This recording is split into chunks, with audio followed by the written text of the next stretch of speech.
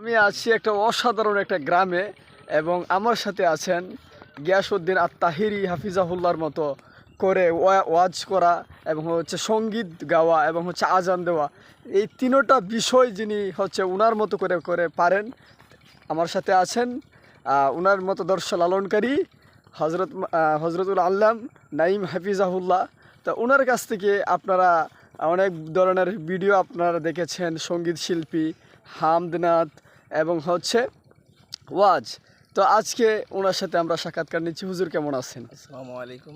জি আলহামদুলিল্লাহ ভালো আছি। আপনারা তা কেমন আছেন? আলহামদুলিল্লাহ। তো প্রথমে আপনার কাছে জিজ্ঞাসা, আপনি কি বিবাহ করেছেন কিনা? জি অবশ্যই।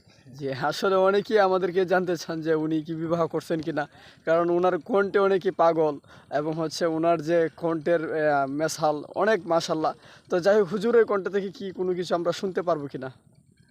অ্যা অবশ্যই মানে আমি সবসময় চাই যেন আপনাদেরকে যেকোনো বিষয় একটা শোনাই আপনাদের মন খুশি রাখতে পারি।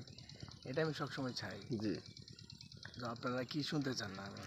যে আপনি আজকে যদি একটা যে কোনো একটা গজল, এশকের গজল, নবীর প্রেমে যদি বলেন, তাহলে আমার মনে হয় দর্শকরা খুশি হবে। জি অবশ্যই চেষ্টা করব যেন অ্যা একটা এশকের গজল যেন বলতে পারি সবার মনে যেন এশকে ভাসে।